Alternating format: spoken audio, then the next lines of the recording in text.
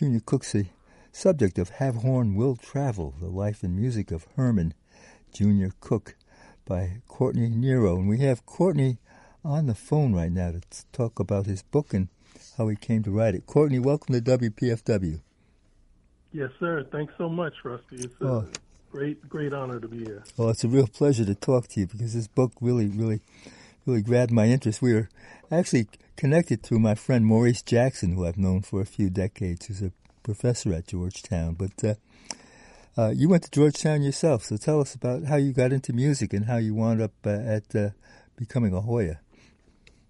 Yes, sir. My journey into music was happened very early in my life. I grew up in a musical family and actually have a very rich musical legacy in our family. Opera singer Grace Bunbury is a cousin of ours.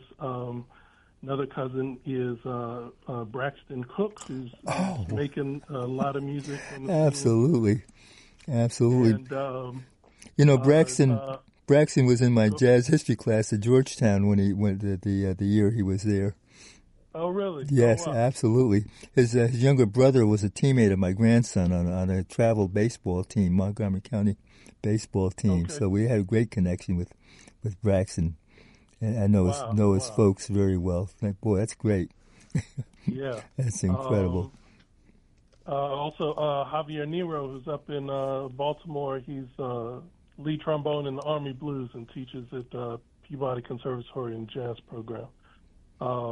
But I grew up playing a little bit of piano and drums, and really briefly I went to Rabault Junior High School back in the day, and I really was not enthralled with gym class in the shower room that had a bunch of shower heads and no stalls, and the only way to get out of gym class was to go to instrumental music. Okay. I started playing saxophone in 7th grade because of that. And in high school, I went to Banneker High School, and about midway through high school, I saw the movie Around Midnight, of course, starring Dexter Gordon, and that really opened my ears to jazz and wanting to play jazz on saxophone. And I was helped in that regard by my high school music teacher, Everett Brooks, who's a bass player in the area. But I went to Georgetown. I was a Russian language major at Georgetown, and about halfway through Georgetown, a good friend shared with me a CD by the Harper brothers, Winard Harper on drums and Phil Harper on trumpet. I think it was their first release. Sure. It's called Remembrance, live at the Village Vanguard. Yeah, I know Winard and Phil very well. Yeah, good friends of mine. Yes, indeed. Yeah, and they did a cover of Horace Silver's Kiss Me Right on that album. And so Winard Harper, Philip Harper, they actually had Justin Robinson was on alto on that release. And that cut, Kiss Me Right, was swinging so much. I'm reading the liner notes and see that was a composition by Horace Silver. So that caused me to, wonder what did Horace Silver do with this tune originally. So I was able to find his album, Doing the Thing, live at the Village Gate, where he recorded that same tune, Kiss Me Right. And that was my introduction to Junior Cook. And oddly enough, it was probably right about the time that he passed, because he passed at age 57 in 1992. I was at Georgetown from 1989 to 1993. Okay. So probably just as I was really getting into him, he passed. And then I realized just in the later years that many of, Horace Silver's most well-known compositions came out of the iteration of his quintet with Junior Cook and Blue Mitchell. Definitely. In the front line. Yeah. Wow. So in terms of researching and approaching, how did you really delve into it? What was the process that you used? It was it started out as just an informal research project. Fast forward from the early 90s all the way up to COVID, and I'm sitting at home on COVID lockdown. I have a lot of time on my hands, and I'm thinking about Junior Cook and wanting to find more background on his life. And, I did a couple of Google searches and really couldn't find very much at all. And I did come across a couple of biographies online, but they often, started, Junior Cook was born in 1934, and then it jumped straight to his association with Horace Silver in 1958. So that left me wondering, what was the music scene like in Pensacola, Florida, where Junior Cook was born? Who influenced his music? What happened between 1934 and 1958? That sort of thing. So started doing more Google searches, and then ended up doing a lot of cold calling and, cold calling in quotes through Facebook Messenger. Just to get in touch with people. And I was able to contact the great Mickey Tucker, pianist, who lives in Australia right now.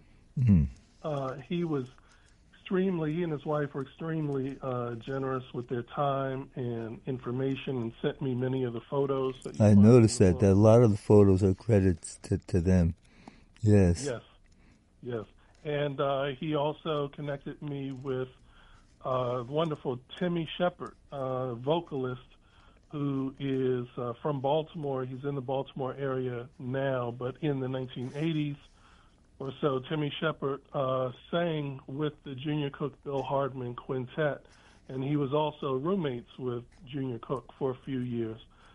So he and his son were just a wealth of information about Junior, and helping me get just a better handle on his life and his music and the tapestry, that wove through his life, through his brief life, or passing at age 57. And what was it about his musicality that not only drew you, but in terms of talking with other musicians that really struck you as something that really deserved a book research? I think the cut that you just played, Sayonara Blues, as I was listening to it, it was such a sort of exemplar of Cook's playing. It was just, to me, it was so lyrical. It was patient. It was like he was pulling a thread of motifs, that he was exploring in the music. And what I really found in Junior Cook's playing, throughout the arc of his life, was that it's, I think, a word that comes up in the book a fair number of times is accessible. It's not so sort of complex and academic that you can't, get a hold of it. And he certainly comes out of the Hank Mobley mold, especially earlier in his career. There are two great interviews with Minneapolis area DJ Lee Common, and they're on YouTube. One is from 1985 and one is from 1988. When Junior Cook went to the Minneapolis area, he would have an interview with this DJ. So you can hear from Junior Cook in his own words, on YouTube, and he talks about how he listened to a lot of Sonny Stitt and Hank Mobley, and that he thought that Horace Silver maybe heard some of that Mobley in his sound when they first met and jammed together in Washington, D.C., as a matter of fact, which was a great data point for me to find as well. I'm sure. I see on your notes to the book, there were a lot of phone interviews that you made, and in talking with Louis Hayes, how helpful was he in terms of talking about his work with Junior and Horace? He was. It was great to talk to him. Certainly a legend in the music, and he gave me some insight on the time that he spent with Junior Cook, particularly in a band that they led briefly together. They went out on a European tour. This was in the mid-1970s. Right. The Lewis Hayes Junior Cook Quintet with the wonderful Woody Shaw on trumpet at that time, and Ronnie Matthews on piano, Stafford James on bass. Wow. And they just there was just such a sense of how they can. I think there's a quote from Hayes talking about how they just knocked people over with the music because they just came out so forcefully, no compromise, no sort of take no prisoners, and how they were just presenting the music to the people. And of course, Junior was in that group for maybe a little over a year or so before coming back to the States to get into another quintet with Bill Hardman Quintet. Now, in putting all this stuff together, how did you manage to get it published? Particularly when you look at the University of North Texas Press. The University of North Texas certainly has a great jazz program, but how did you make all of these connections to get it published? Well, that's a great question. I was most of the way through my research, and just on a lark, I decided to contact the University of North Texas Press. UNT Press has a what they call a Lives of Musicians biography series, and this book, Half Horn Will Travel, is now part of that series. But I contacted them based on knowing they had that biography series, and also my son, Asa Nero, is a student at University of North Texas. He was an undergraduate jazz performance major on drum set, and in about a month he'll be graduating. Congratulations on that too. Keeping it going, with absolutely. A master's degree in jazz arranging and conducting. So I contacted UNT Press. They were very interested in the topic, but at that point they encouraged me to continue researching because I'm confident that I wrote everything that I needed to write, but the book is not a huge book. It's not very long, so they were looking to see how much more I could write. I think at that point I had about 35,000 words, and just after that I received a research fellowship to go to Rutgers University Institute for Jazz Studies, which was a phenomenal experience for me. I was there in October of 2024 and found a lot of great material to add to the book. And UNT Press has just been a wonderful partner, and I'm just very grateful they picked this up. This is my first book. Well, it's quite an accomplishment. Mine is just a chapter in D.C. Jazz, Stories of Jazz Music in Washington, D.C., that our friend Maurice Jackson was a co-editor of, and absolutely.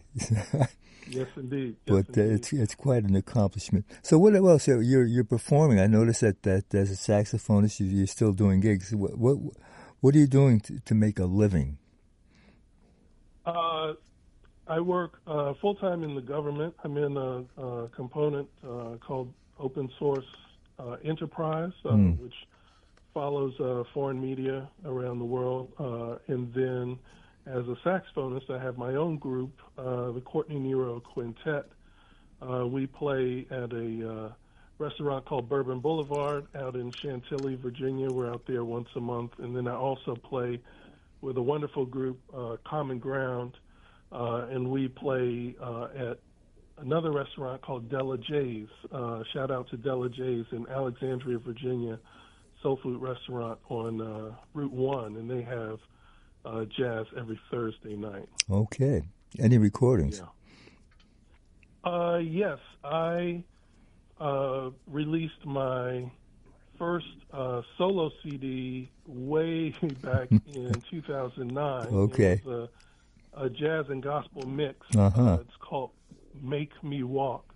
And that CD was nominated for a Stellar Award, which are like the Grammys of the gospel music industry back in 2009. Okay. And from 97 to 2007, I played with a wonderful horn section called Mo Horns, and with that group, I was able to record with a number of gospel greats, including Fred Hammond, Donald Lawrence, Shirley Caesar, and the recently passed Richard Smallwood. Sure. Wow. Incredible credentials there. Wow. That's awesome. Well, I'm going to, we have to make people aware of how they can get a hold of Have Horn Will Travel, the life and music of Herman Junior Cook. Yes, indeed. It is. It's available on Amazon, and it's also available at the Texas A&M University Press website. University of North Texas Press is part of a publishing consortium with Texas AMU, so readers can also find it at T as in Texas, A as in Apple, M as in Mary, U as in University Press.com. And I'd also encourage the listeners to check out a website that I established last year. It's juniorcookjazztenor.org, and the website is sort of a base camp for the book, but there are lots of other resources there. Started transcribing Junior Cook solos from there, and other resources available just on Junior Cook's life and his music.